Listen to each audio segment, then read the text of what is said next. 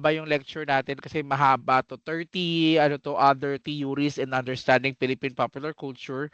So may nauna last week. Yung last week ay yung mga ano neoliberalism and so on. So panoorin niyo na lang 'yon. Pag may time kayo, panoorin ninyo. Ano lang naman 'yon, madali lang naman 'yon. And then this time, yung lesson natin is about the other theories in understanding Philippine popular culture. Again, the reason why we have to understand or we need to tackle these theories because it will help us to understand why certain culture or certain activity, behavior, or attitude of the society of the Philippines are happening in our society. No? Bakit ganun yung kanilang kilos galaw at mga ginagawa o paraan ng pag-iisip. So let's have the first 10 no, para sa klase na to. So the first one of the other theories in understanding Philippine popular culture is the cultural hegemony ni Antonio Gramsci. Yung cultural hegemony is that dominant groups maintain power by shaping cultural norms and ideologies, making them seem natural or common sense. So you have to understand that in our society, no, meron dominant group. Sino 'yan? Yung mga mayayaman, elitista, Illuminati, no, yung mga mason, no, mga mason, sa ganon, yung mga dominante ng mga grupo, makapangyarihan, anong gagawin nila? They will maintain their power by shaping cultural norms. Ano gagawin nila? Babayaran nila yung media para pagmukhain na yung mga bagay ay norms lang, normal, no? They implement a certain rules of standard, mga ideologies, yung kahirapan ay kaya mong umahon sa hirap, yung ganon, o kaya resiliency pagkatapos ng bagyo, no? Lahat ng 'yan tinuturo 'yan ng ating mga dominant group para ano, para ma-maintain nila yung kanilang kapangyarihan over us, yung posisyon nila sa triangulo ng lipunan natin, para manatili sila doon sa ibabaw ng triangulo, binabayaran nila yung media o kaya ay iniimpluwensyahan nila yung mga cultural norms natin and ideologies. Pagmumukhain nila yung natural or common sense. So, in the Philippine application, for example, the influence of Western and capitalist idea in Filipino media, ayan, the Hollywood, K-pop, American consumerism, ang pagkain natin, mga hamburger, 'di ba? Ang pagka nanood ka ng patalastas ng mga telebisyon, puro pampaganda, pampaputi, pampakinis ng balat. Bakit ganyan yung napapanood natin? Para yung mga Pilipino magkaroon sila ng insecurities at bumili ng mga produkto na ito kasi sa tingin natin yung kaligayahan, yung fulfillment sa buhay o kaya yung kagandahan ay nandito sa mga konsumerismo na ito, dito sa mga produkto na ito. Naintindihan niyo? So, halimbawa, kaya ini-encourage tayo ng media palagi na kailangan maging maganda ka, kailangan maging makinis ka, kailangan maging maputi ka. Pagka maputi ka, makinis ka, maganda ka, maraming magkakagusto sa iyo, maraming magiging favorable sa iyo. Di ganun yung konsepto. Bakit may ganung konsepto? That's a concept of the Western or the capitalist ideas to maintain their power over us. 'Di ba? Sila kikita sila, lalo silang yayaman. Tayo naman, mapupuno tayo ng insecurity, kaya tayo ay bibili ng mga produkto, mauubos yung ating pera, kakabili natin ng mga produkto nila. Another is the English dominance. Isipin mo, in education, in media, ayan, reinforcing class divisions where fluent English speakers are perceived as more educated or elite. No? Ang gagawin nila, pagmumukhain nila na, ay, kailangan magaling ka mag-English. Pag hindi ka magaling mag-English, bobo ka. Ganun yung mga ginagawa. Ganun yung pinapalabas ng media, ganun yung pinapalabas ng lipunan natin. Kaya nga may mga nagkukonyo-konyo eh.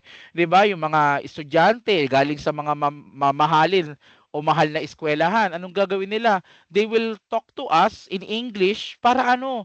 Para ipamukha nila sa atin na ay magaling kami mag-English, mas magaling kami kaysa sa inyo.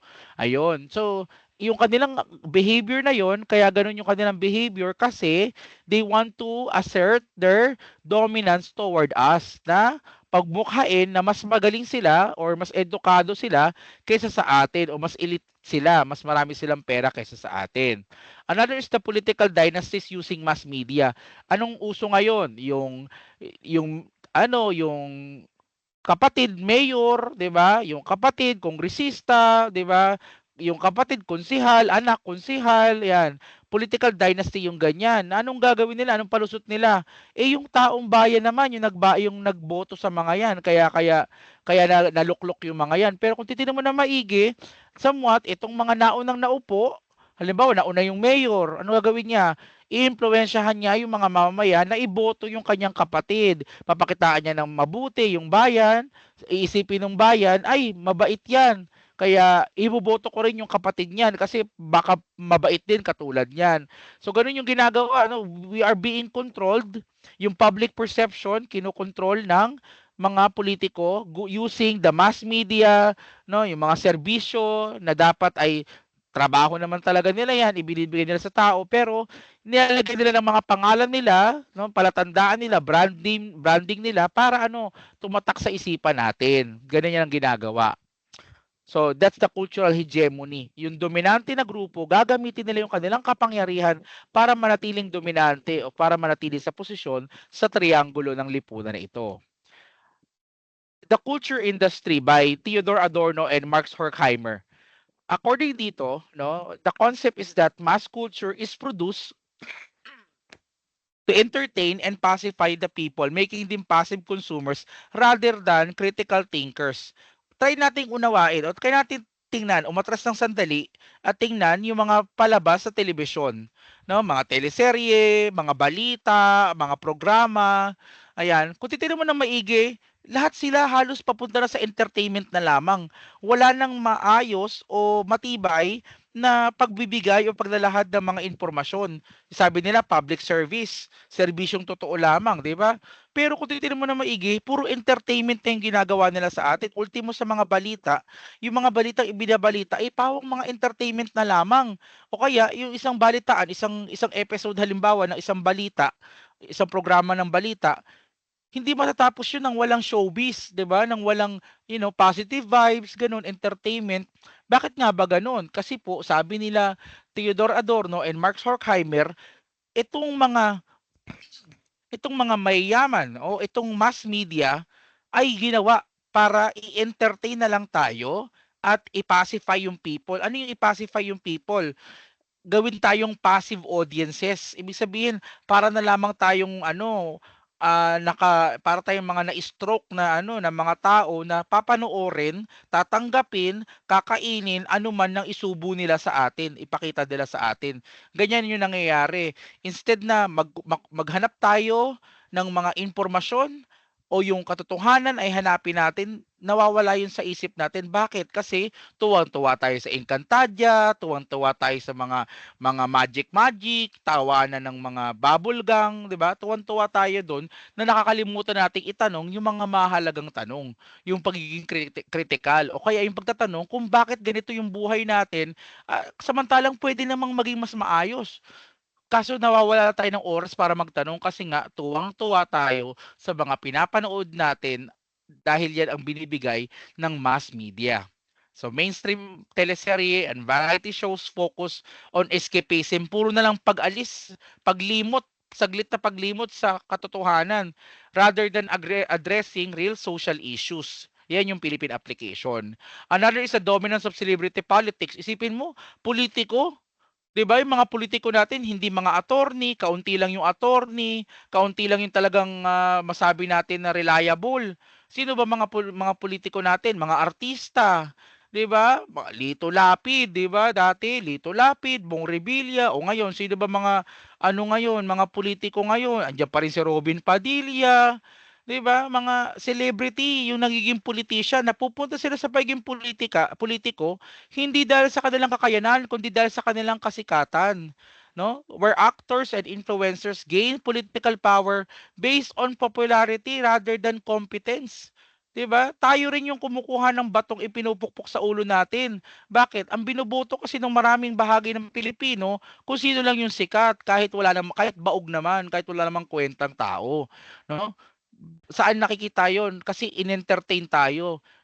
Ang media, ang gusto niya na lang gawin sa mga tao, gawin tayong mga bobo. Bakit? Kasi pagka bobo tayo, madali tayong kontrolin, madali tayong pasunurin sa anuman ang kanilang gawin. So, another is the commercialization of traditional festivals. Napansin niyo 'no, sa lahat ng bayan lahat ng barangay o bayan, barangay halimbawa, lahat ng barangay merong may kapistahan, 'di ba? Saan nga ba nakakonekta yung kapistahan natin? Yung mga produkto na ginagawa sa bawat barangay, sine-celebrate 'yan. Halimbawa, Tag-Ani. Kapag Tag-Ani, originally sa Pilipinas, nagkakaroon ng kapistahan kapag Tag-Ani. Pero anong ginagawa ng mga ng mga mass culture? Ginagawa nilang tourist spectacles instead of cultural expression. Isipin mo, magkakaroon ng beauty pageant yung kapistahan. Ba't nga ba may beauty pageant sa kapistahan? Para malaman kung sino yung magaganda doon sa lugar na yon para ibenta. No? Ibenta. Akala nyo ba walang ano diyan? Yung mga politiko naghahanap yan ng ng kanilang basta binibenta yung itsura ng mga kababayan natin sa mga beauty pageant. Kaya may beauty pageant para malaman kung sino yung maganda at sino yung susunod na tatargetin. Ganun yan. Ginawa tayong tourist spectacle. Yung mga turista pupunta sa atin, uy, ang daming magaganda dun sa Cebu. Oo, kapag ati-atihan o kunwari yung turista pupunta sa Cebu para sa ati-atihan, yung pala ate-atehan ang gusto mangyari, maghanap ng ate, 'di ba? Na aasawahin, 'di ba? Ganoon, gagawing kalakal, 'di ba? Kaya nga laganap yung prostitusyon dun sa Cebu eh. Kasi ganyan ang ginagawa, nagiging tourist spots yung lugar na yon. Naintindihan niyo, no? Sino nakapunta ng Cebu? Wala pa. Punta kayo ng Cebu, maganda naman sa Cebu. 'Pag may event lang talaga medyo problema. Pero maganda naman dun. Andiyan pa ba kayo? Baka nakatulog na kayo. Thumbs up nga kayo diyan. Iyon, thank you po. So, gano'n 'no, yung culture industry, yung kultura natin ginagawang industriya, pinagkakakitaan at pinapasipay tayo. Ine-entertain lang tayo para maging mahina yung ating pag-iisip. Para iligaw tayo doon sa mga dapat na ginagawa natin. Post Postcolonialism ni Franz Fanon and Edward Said and Homi Bhabha. Ano ba to? Sabi dito, the colonized nations struggle with identity due to the lasting influence of colonial rule, leading to hybrid cultures and internalized inferiority. Imagine niyo yung Pilipinas. We've been colonized by Spaniards alone for 300 years. Isipin mo 300 years, tatlong saling lahi, higit pa. Baka nga apat na saling lahi pa. Paano natin ma-maintain yung ating cultural identity? Talagang mabubura yun, mapapalitan yun, mawawala yun. Ito pang mga colonizer natin, Espanya, Hapon, Amerika, ang ginagawa nila, buburahin nila yung ating kultura para ipalit yung kanila, no? So, hindi natin ngayon alam kung alin yung atin originally. Hindi natin alam kung alin ba talaga yung tayo in reality o yung in rawness, di ba? Yung pinaka-raw na tayo.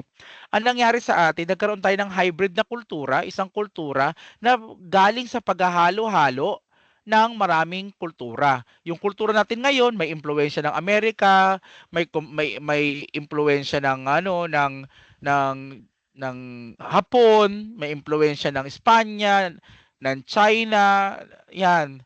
Meron ako nabasa sa just sa kahapon lamang, no. Yung Bahay Kubo ay kanta na hindi naman talaga siya pumapatungkol sa Bahay Kubo, 'di ba? Title niya Bahay Kubo, pero pagka inunawa mo yung lyrics ng Bahay Kubo, hindi naman niya tinutukoy yung Bahay Kubo, kundi ang tinutukoy niya ay yung mga gulay na nakapaligid dun sa Bahay Kubo. At alam niyo pa kung ano pa yung kakaiba dun sa Bahay Kubo? Marami doon sa mga gulay na nasa Bahay Kubo ay hindi naman talaga lehitimo nanggaling sa Pilipinas, 'no? Ito ay mga galing sa Europa, galing sa China, galing sa Southeast Asia, 'di ba? Wala talaga halos doon sa kanta, 'no? Tatlo lang ata yung prutas o gulay rather, gulay na nabanggit doon na native dito sa Pilipinas. Ngayon, anong ibig sabihin nito, no? Sa sobrang tagal na nung ating historya at sa sobrang dami na ng sumakop sa atin, yung nakatanim o yung naging natural doon sa ating lokal na lipunan ay hindi na atin. Hindi na galing talaga sa Pilipinas kundi nanggaling na sa kung saan-saang bahagi ng mundo. no? Yan yung tinatawag na post-colonialism. Yung ating kultura ngayon ay hybrid na, pinagsama-sama galing sa kung saan-saan na mga kultura at kung saan-saang mga ideology, no, at paniniwala. Halimbawa, tayong mga Pilipino, napansin niyo we prepare more on the western beauty standards. Tayo mga kayumanggi, pero ang gusto natin maputi, no? Ang gusto natin pumuti. Ang binibili natin skin whitening products, pampaputi ng kilikili, pamputi ng balat, 'di ba? Mas prefer natin yung mestizo, mestiza, celebrities. Gusto ng mga kabataan ngayon, mga Korean, kasi mapuputi, 'di ba? Ayaw niyo ng Pilipino. Sabagay.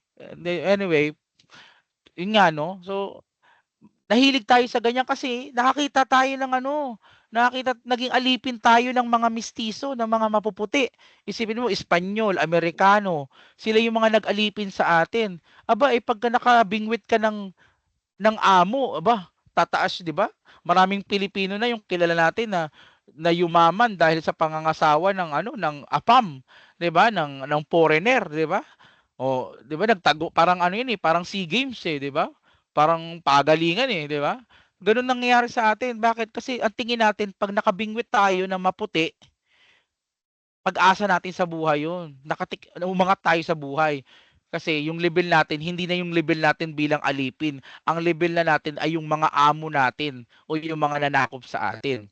Analyze the Filipino diaspora, no, and their challenges in maintaining cultural identity while assimilating abroad. Isipin mo, isa kang Pilipino, yung pinag-ugatan mo na kultura ay kung saan-saan galing, tapos pupunta ka pa sa ibang bansa, grabing hirap nun. Hindi mo alam kung anong culture, anong behavior, anong attitude, anong mindset ang gagamitin mo, 'di ba? I-implement mo. Kaya napakahirap maging foreigner, maging OFW sa totoo lang. Bukod sa nangungulila ka na sa pamilya mo, pati yung kultura, hindi mo alam anong maskara yung isusuot mo kasi napakarami ng maskara na available sa iyo, no? And last is the colonial mentality, no? Seen in valuing foreign products, brands, and entertainment over local ones. Ayan, lahat tayo may colonial mentality. Ang gusto natin sa pagkain galing ibang bansa, 'di ba? Gusto natin sa produkto galing sa ibang bansa, 'di ba? Ayan, may colonial mentality talaga tayo. Ang problema, hindi natin yan kayang mawala. Kasi siyempre, isipin mo, ang tagal-tagal na ng Pilipinas na ito, pero yung impluwensya sa atin, mula simula, halos nandoon na. Hindi pa tayo na ipapanganak, hindi pa na ipapanganak yung mga magulang natin. Meron ng ganyang mga produkto, may mga ganyang pangalan na brands, no, mga pagkain, mga kultura. Ngayon, kinabuhayan mo na yan. Talagang sa sobrang ganda ba naman ng mga produkto na ito, talagang masahangarin mo 'yan kaysa sa lokal, 'di ba? Sa kotse nga lang yung payong nga lang, 'di ba? 'Di ba si Diskaya, binili niya yung Rolls Royce dahil sa payong. Isipin mo 'yun, 'di ba? Sana nag-ano na lang siya, nag-Toyota. Yung Toyota kasi walang payong 'di ba? O kaya yung NWOW. Yung NWOW daw may payong Dapat nag-NWOW na lang siya. Pero kasi nga colonial mentality siyang walang hiya siya. So ano nangyari? Oh, yun ang binili niya. Yun yung point sa alipin tayo ng post-colonialism.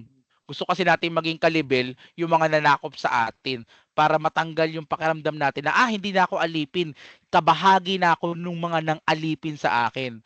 Ganun yung post-colonialism. Hyper-reality and simulacra. Napaliwanag na to doon sa video, no, na naunang video last week. Pero ito nga, it's that sa madaling salita, yung media creates a simulated world where representations, the images, the brand's media become more real than reality itself. Kung ano yung pinapanood mo, yun yung mauunawaan mo at masasimulate mong mundo. Pag nanood ng Marvel movies, nanood ng Marvel movies, darating yung panahon na ang tingin mo sa mundo, meron talagang mga may powers. Ganun yung concept. Kung halimbawa, nanood ng mga vlogs tungkol sa mga paninira kay Leni Robredo, mabubuhay ka sa mundo kung mamubuhay ka sa mundo, no? Yung pinagpapanood mo puro vlogs against, puro sinasabi Leni Lugaw, Leni Lugaw. ano mangyayari sa'yo, yung mundo mo masa-simulate as Lenny is a lugaw, 'di ba? Gano'n yung concept. Yung media na pinapanood natin, nagke-create siya ng simulated world. Halimbawa, mahilig ka sa Korean novela, no? Nahilig ka sa Korean novela, anong mangyayari sa'yo? Ang tingin mo sa mundo, parang Korean novela na rin. Ang gusto mo sa lalaki, mukhang Korean novela na rin, mukhang Koreano na rin. Gano'n. It's a simulated world. Bakit? Kasi yung representations, yun na yung tumatak sa isip mo, hindi mo na alam kung alin yung totoo at alin ang imahinasyon lamang.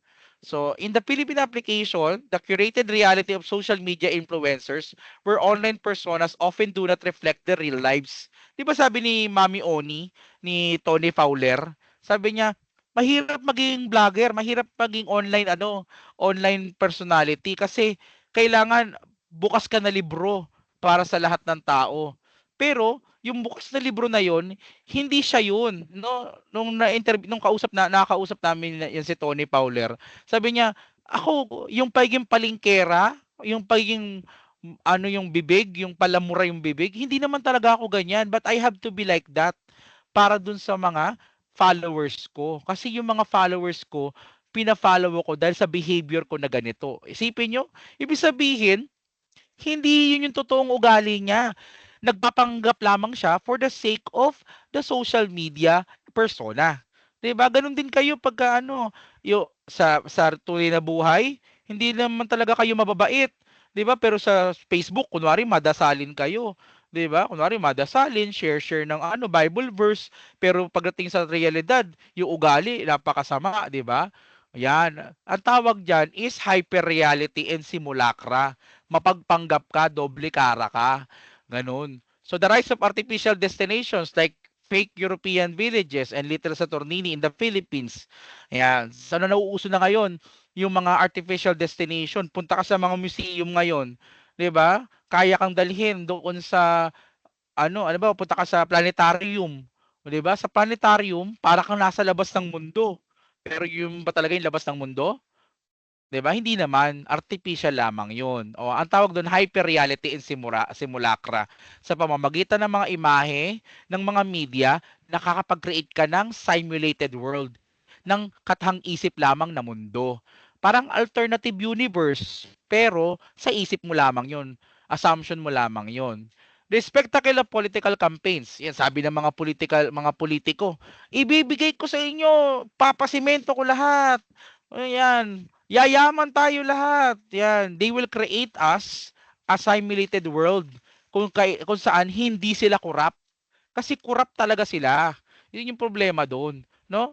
Yung political campaign nila, sa political campaign nila, 'di ba? Mababait sila, tama sila, matuwid sila, pero pagka naupo na sila, 'di ba? 30 million agad. Yan yung maganda, 'di ba? Sabi nga ni Joel Villanueva, kaluluwa ng bayan, 'di ba? So may kaluluwa pa ng bayan, yung pala, siya rin pala sali dun sa nakakatanggap ng pera, 'di ba? So, yan, ganyan, they create as a hyper reality and simulacra. Alam mo yung jowa mo, nililigawan mo, siyempre, nanliligaw ka pa lang. Papangakuan mo ng papangakuan yan. Sasabihin mo dun sa nililigawan mo, ibibigay ko sa iyo ang araw at buwan. Bibigay ko sa iyo lahat ng oras ko sa iyo, 'di ba? They will create you a simulated world. Pero pagka sinagot mo na sila, wala na. Kasi nakuha na nila yung kailangan nila. Ganun yung konsepto ng simulacra and hyperreality. Okay? Another is the spectacle. Ayan. Tayong mga tao ay isang lipunan na dominated by image and performances that distract people from deeper social and political issue. Anong gusto natin mangyari? Gusto natin spectacular. Gusto natin laging maganda, laging masaya. Ganon. Ayaw natin ng lungkot. Iniiwasan natin yan. Kasi malungkot na yung buhay natin eh. Sawi na tayo sa realidad. Anong gusto natin? Gusto natin ng iba naman. Yung masaya naman. 'Di ba? Ayan. Kaya pag nagbe-birthday ka, nagkakaraoke ka. 'Di ba? Bakit? Kasi sa birthday mo lang ikaw, pinapayagan kumanta kasi ang pangit ng boses mo. 'Di ba? So, mahilig ka kasi sa spectacle. Ganun yung point. Yung showbiz style politics as an example, where election campaigns focus on entertainment rather than platforms. 'Di ba? Sabi ni Bong Revilla, "Andito na si Bong Revilla, toot, toot." 'Di ba mga gano'n, 'di ba? Asan yung plataporma niya dun? Kailangan ba natin ng senador na ano, na magaling gumiling, 'di ba? Eh, tayo lang naman kaya naman nating gumiling kung gilingan lang naman ang labanan, 'di ba? Kaso wala eh. Sabi ng mga mahihirap, sabi ng mga walang alam na mga kapwa natin kababayan, yung mga hindi nag-iisip. Siyempre sobrang hirap, walang access sa edukasyon. Ba't mo binoto? Pogi eh. Pogi, binoto mo. 'Di ba? Ba't mo iboboto dahil pogi lang? Eh sana binoto mo na lang rin ako, pogi rin naman ako eh. 'Di ba? Ganun ang nangyayari sa atin. Ginagamit yung mga magagandang itsura, magagarbo ang galawan para ano, para sa politika. Tingnan mo si Bongbong Marcos. 'Di ba nung nag-eleksyon, sino ginamit? Si ano, Andrew E. 'Di ba? 'Di ba? Ano, bagong Pilipinas, bagong muka. Gusto natin ng gano'n, yung medyo rap, sigawan, palakpakan. Pero asan yung plataporma? 'Di ba? Yan. Pageants and reality show as an example. It creates national obsession but divert attention from systematic problems. Yung mga pageantry na yan, mga reality shows na yan, mga PBB na yan, akala mo ba may tulong sa atin yan? Walang dulot sa atin yan. Paano ba manalo sa PBB? Kailangan mo lang maging ano, maging reality, parang gano'n. Kailangan mo lang magpakatotoo. Paano 'yun? 'Di ba? Ano ba, nagpapanggap ba yung mga yan, 'di ba? Di mo magets kung paano manalo sa PBB. Bakit? Kasi wala naman dulot yung mga yan para magkaroon ng sagot sa systematic problems natin. Ini-enjoy lang tayo. Mahilig kasi tayo sa ganun eh, spectacle. Mahilig tayo sa nakakatuwa, mahilig tayo sa concert. Pero yung mga concert na yan, wala namang dulot yan para tugunan yung mga tunay na problema. Kaluluwa ng bayan. Anyway, the over-the-top celebration of fiesta, di ba? Pag nag-fiesta tayo, grabe. Talagang ano, alam nyo ba yung fiesta? Ano yan eh, mahirap na nga yung bayan, lalo pang papahirapin niya yung barangay o yung bayan. Isipin mo, pag may fiesta, may peryahan. Sa peryahan, may sugalan, may mga rights. Di ba? Yung mahirap na barangay, lalong hihirap yun. Bakit? Wala lang ang pera, ipansusugal pa. Wala lang ang pera, ipang-rides pa. Wala lang ang makain, 'di ba? Ipagse-celebrate pa ng piyesta. Ano pang problema sa piyesta? Kapag piyesta, kailangan bukas yung bahay mo. Kailangan may handa ka. Kasi pag wala kang handa at hindi bukas yung bahay mo, pag-uusapan ka ng mga kapitbahay mo, ay, kawawa naman yan, walang makain. Ay, kawawa naman yan, madamot. 'Di ba? Ganun yung gagawin sa inyo. So, anong gagawin mo kahit wala ka ng pera, mangungutang ka para may ihanda ka. Anong pakinabang mo dun? 'Di ba? Bragging rights, "Ay nung piyesta nagpakain ako." O ano naman, o baon ka naman sa utang, 'di ba? So, mahilig kasi tayo sa spectacle, mahilig tayo sa kasiyahan, mahilig tayo sa kagarbuhan, pero yung totoo may mga pagkakataon na wala tayong kakayanan pero pinipilit na lang natin, 'di ba? Kaluluwa ng bayan. Another is encoding and decoding. Tama talaga yung kaluluwa. Hindi ko talaga makalimutan yung kaluluwa ng bahay ni Joel. Iano ko talaga. Aralin ko yun para ma-reenactment ko. May paikot pa siya nung ano eh, podium niya eh. Sarap patukan. Anyway, so encoding and decoding model ni Stuart Hall and Cultural Studies. Malapit tayo, ano tayo. Hanggang 8:30 lang tayo. Don't you worry. Ano pa lang. Ano oras na ba? 8 pa lang, 8. 8-8. So, sa encoding and decoding model ni Stuart Hall as a cultural study, sinasabi niya that the audience interpret media differently based on their background, experience, and social position. Totoo to, sobrang totoo to.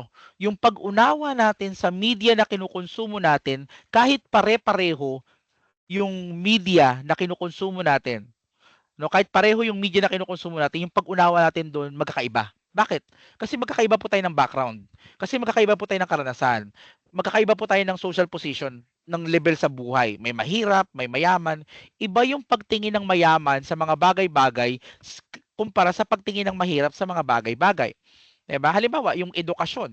No? Sa mahirap na wala na siyang pera para ipang edukasyon, 'di ba? Ibang bibili na lang niya ng pagkain 'yun kaysa ipang bili niya ng edukasyon o pangpunta niya ng edukasyon. Yung mayaman naman dahil marami siyang perang sobra, okey lang sa kanya kahit mag-aral ka na mag-aral kung gusto mo, 'no? Lahat aralin mo, go, 'di ba? Nagets niyo 'yun? Kasi meron siyang kakayanan, kasi meron siyang background, kasi nakita niya na yung edukasyon ay solusyon. Yung mahirap na hindi niya pa naranasan o nakita o nalaman o naunawaan na ang edukasyon ay solusyon sa kahirapan, hindi niya aatupagin o hindi siya mamo-motivate na pasukin yung edukasyon, 'di ba? Kayo halimbawa bilang mga kolehiyo, ayan, kaya kayo nagsusumikap mag-aral kasi nalaman ninyo or umaasa kayo na kapag nakapagtapos kayo ng pag-aaral, uunlad yung inyong kalagayan sa buhay. So yung mga hindi nag-aaral, hindi nila naisip 'yan kasi hindi nila naranasan na makapag-aral at hindi nila naunawaan yung epekto ng pag-aaral o ng edukasyon. Naintindihan niyo? Thumbs up nga. Mm. Yan, thank you, thank you. So, magkakaiba tayo ng background, magkakaiba tayo ng karanasan, magkakaiba tayo ng social position. Sabihin man natin 'yan sa lipunan o kaya economically, no, magkakaiba tayo ng kakayanan sa buhay. So, some viewers accept teleseries as moral lesson while others see them as fantasy escapism. Yan, halimbawa, yung yung kwento 'no, halimbawa lang, wag baka kasi HR kayo, eh. Halimbawa yung kwento ay tungkol sa biktima ng molestya o ng assault o rape halimbawa. Yung mga babae, iba yung pagtingin nila dun 'pag napanood nila yun kasi babae sila, eh. Kapag babae yung biktima, babae sila, iba yung kanilang pananaw. Yung mga lalaki naman, iba rin yung kanilang pagtingin dun kasi hindi nila lubos maunawaan yun. Somewhat maunawaan man nila pero hindi lubusan dahil hindi naman sila katulad nung karakter, 'di ba? O iba rin yung mga halimbawa nakaranas ng molestasyon, iba yung kanilang pagtingin dun sa media na yon. 'Di ba? Do'n sa hindi, 'di ba? Yung giyera halimbawa, yung giyera, yung digmaan 'no, yung digmaan, iba yung pagtingin natin ng mga Pilipino sa digmaang nangyayari sa Israel o sa Palestine. Bakit? Kasi hindi natin naranasan yung digmaan. Pero yung mga karatig lugar doon sa paligid na yon o kaya yung mga taong nabuhay mismo doon sa gitna ng giyera, iba yung pananaw nila doon sa giyera, iba yung pagtingin nila. 'Di ba yung tunog ng baril, yung tunog ng bala, iba yung trauma na epekto nun sa kanila kasi naranasan nila yon. Tayo naman parang wala lang sa atin, parang wala tayong pake kasi hindi naman natin naranasan direkta, 'di ba? So that's how encoding and decoding model is that we as the audience, as the decoder no of the media, tagapag-unawa ng media na pinapanood natin, may kanya-kanya tayong pamamaraan at kanya-kanyang pag-unawa doon sa media na kinukonsumo natin kahit na pare-pareho lang yung ating tinitingnan na media. Another is the Filipino audience reinterpret Western media, adding their own meaning. 'Di ba? Yung yan, K-drama fans infusing local values into Korean culture. Pinapasok natin palagi eh. Alam nyo, tayong mga tao, as part of the decoding model ni Stuart Hall, ano man yung media nasa harapan natin, kinukonekta natin yung sarili natin. No, parang lagi tayong may tanong, what is it to me? No, ano to sa akin? Halimbawa, may napanood kang drama, ipipilit mo talagang i-relate yung sarili mo doon para ano, para mas ma-enjoy mo yung media na yon. Yung kanta, kanta bigo. Hindi ka naman bigo, pero ano gagawin mo? Alalahanin mo yung mga pagkakataong nabigo ka sa pag-ibig kahit hindi ka pa naman nakaranas noon. Para ano? Para lang mas ma-enjoy mo yung media. No? Ganun yung konsepto ng decoding model ni Stuart Hall. No? The varied reaction of political speeches, di ba? Yan. Yung isang political speech, halimbawa si Joel Villanueva, nag-speech, di ba? Kaluluwa ng bayan, di ba? O ngayon, isa kang normal na mamamayan. Medyo bad trip ka, magnanakaw ka rin naman eh. Di ba? Ikaw rin pala, nakatanggap ka rin naman pala. Iba yung pagtingin mo. Eh, paano kung halimbawa JIL ka? Di ba? Eh, si Joel Villanueva, miyembro ng JIL. Oh, 'di ba? Iba pa rin yung pagtingin mo. Pwede mong sabihin, "Oo nga, tama siya."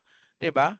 Gano'n yung punto. May bias tayo at yung bias na 'yon nakakaapekto sa mga media na kinukonsumo natin. Halimbawa, yung isang babae binugbog yung babae sa media.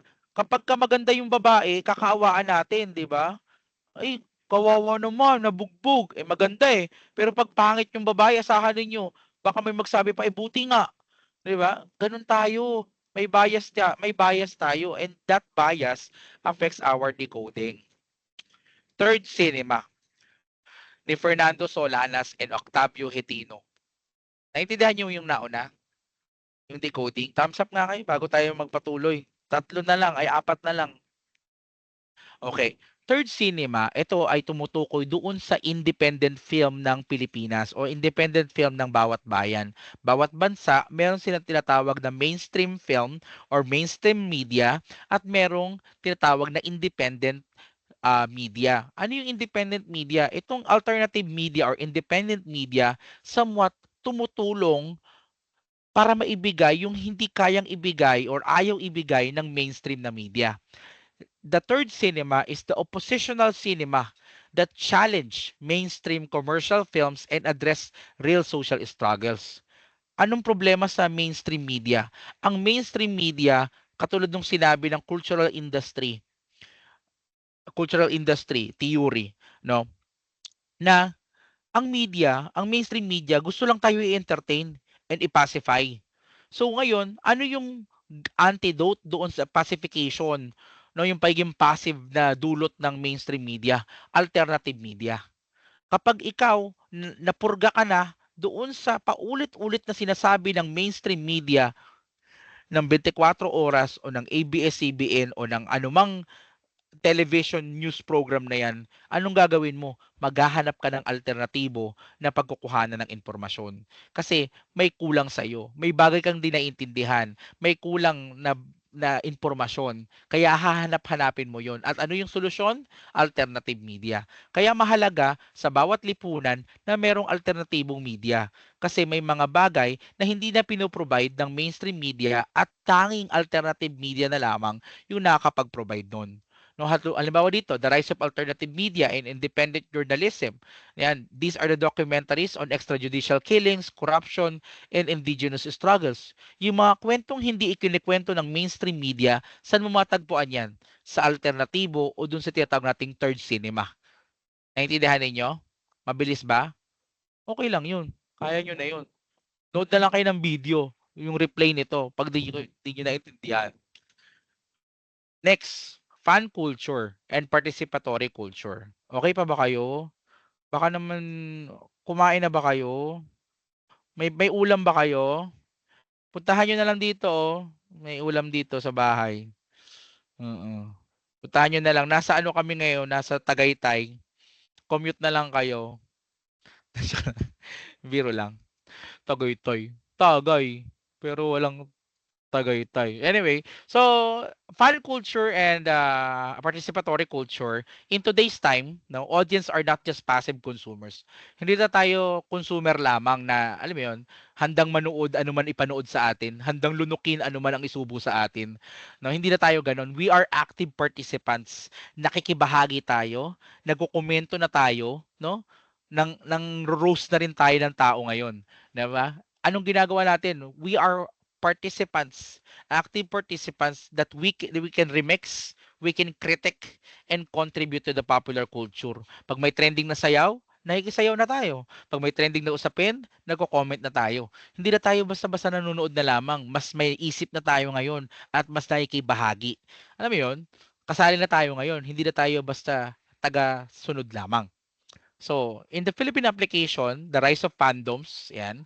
Sino rito yung mga fan? Halimbawa, yan, mga K-pop fans, yan, they organize social causes like disaster relief donation, yung meme culture. Alam nyo ba mga Pilipino, nakakaganti lamang tayo doon sa mga nangaapi sa atin sa pamamagitan ng meme. Diba? Sa social media, ang galing natin gumawa ng meme. Wala eh. Hindi tayo makasagot sa politika, lokohin na lang natin sila sa social media. Gawa na lang tayo ng post na katawa-tawa para kahit papano, alam mo yun, mailabas natin yung hinaing natin doon sa kanila. Yan. And the fan-driven movements, no? Online petition to save canceled TV show or support indie artists. Yan. May mga fan-driven movements tayo. 'Di ba? Halimbawa, suportahan natin si ganito, tulong-tulong, 'di ba? Yung panahon nung kay Leni Robredo, yung panahon nung kay Miriam Defensor Santiago, 'di ba? So yung mga fan ni Miriam Defensor Santiago, mga taga-suporta ni Miriam Defensor Santiago, sila mismo yung kumikilos kahit walang bayad o nanggagaling kay Miriam Defensor Santiago, kumikilos sila.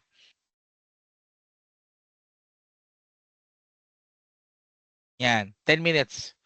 Liquid modernity. No, yung liquid modernity ni Sigmund Bauman is a society has moved from rigid, structured modernity to a liquid state where everything is flexible, temporary, and fast-changing. Yung liquid, yung modernity natin, yung kasalukuyan natin na modern o yung kasalukuyan na estado natin, tinatawag niya tong liquid modernity. Yung ability na makapag adapt, no? Fast changing, adapting, flexible, temporary. Yun na yung future natin, no? Yung liquid modernity. Sa panahon ngayon, kapag hindi mo kayang mag-adapt, may iwanan ka, matatalo ka, no? Or kawawa ka. Halimbawa, naalala ko yung kwento ng mga cameraman sa amin. Alam mo yung mga editor, no? Yung editor ng lumang mga film, yung mga reel, no? Yung editor ng reel, yung lumang pelikula. Dahil hindi na nila kaya mag-edit ng mga modern na computer gamit ang modern computer. Nung nauso na yung computer, digital na copy, nawalan sila ng trabaho, 'di ba? So sa panahon ngayon, ano yung isa sa requirement sa mga tao? Yung mga tao, they should be flexible. Every one of us should be flexible. We should understand that some things are temporary. Some things are fast changing. Halimbawa, yung rise of gig economy. Isipin nyo, nung nagkaroon ng pandemya, bago magka-pandemya, yung food delivery riders ng McDonald's, iilan lamang. Sa kada shop, mahina na ang 3, pinakamarami na ang 9. Yun ang dami ng food delivery rider sa isang McDonald's store. Yan, yung 9, ano na yan, malaki talaga yung kitaan. Ngayon, nung nagka-pandemya, ang dami naging rider. 'Di ba? Ang daming may Food Panda, nagkaroon na grumabi yung delivery ng Food Panda, Grab, ayan. 'Di ba? Yung freelance workers. Nung time namin, nung mga before pandemic, yung freelance workers, meron na. Pero hindi pa siya masyadong, alam mo yun, hindi pa siya masyadong stable, hindi pa siya masyadong ginagamit. Pero nung nagkaroon ng pandemya, dumami yung freelance workers, dumami yung virtual assistant, dumami yung mga trabaho na dumadaloy sa pamamagitan ng internet. Yung mga work from home, 'di ba? Pwede pala 'yun, 'di ba? Pwede pala 'yun. Kailan nila discover 'yun? Nung pandemya. Dapat kasi ganoon. We should be flexible, temporary, and ready for the fast-changing industry. Yeah, the short-lived trends in the Filipino pop culture. Uso ngayon, bukas hindi na. Ayan. And the increasing instability in relationship and communities. Ano nangyayari ngayon? Yung mga nagkakatuluyan, minsan yan pa yung mga mga nagkakilala lang sa internet, 'di ba? Sinendan mo ng message. Sinend mong message talong na merong water splash, 'di ba? Tapos yung reply naman niya sa iyo yung reply naman niya sa iyo mata smiley na merong mata na stars. O 'di ba na yun, nag-click, naging magjowa, 'di ba? Yan mga uso ngayon, ganyan magligawan mga kabataan ngayon no. Wala lang message, emoji na lang, 'di ba? Emoji, do you want this talong? And the splash of water, o yan, sabi naman ng isa, star, yung mata. Me wanty, me gusta me, sabi ng Espanyol, me gusta me. Di ba? O, ayan, nag-click, di ba? O. Kaya magugulat ka na, naghiwalay na. Wala na ganun eh. Kung anong bilis ng pagdating, siyang bilis na rin nawawala, di ba? Pero wala yan lang may ganyan na, may iba naman, alam mo, ang buhay sugal lang naman yan. Ikaw nang bahala kung tataya ka o hindi. Pero, that's a liquid modernity. You should be flexible, temporary, and fast-changing. Last na is the cultural hybridization. 6 minutes to go. Ni Nestor Garcia Caclini. Si cultural hybridization, sinasabi that culture mix and merge, creating hybrid identities rather than pure traditional or modern culture. So, katulad ito nung um, post-colonialism.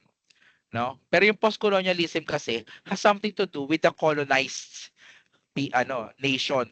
Ang cultural hybridization, kahit ikaw yung nang alipin, alam mo, ikaw Amerika, ikaw yung Espanya, ikaw yung Portugal, kahit ikaw pa yung makapangyarihan na kultura o makapangyarihan na bansa, yung culture mo pa rin, dun sa mga nasakop mo, pwede mo mix and merge.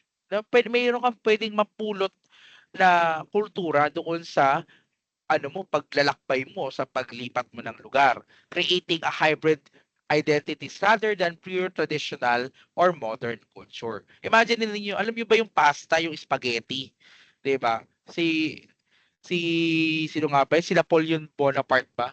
Tama ba? Yung basta yung isang European na nakapunta ng China. Doon niya na tutunan yung paggawa ng pasta gamit ang harina.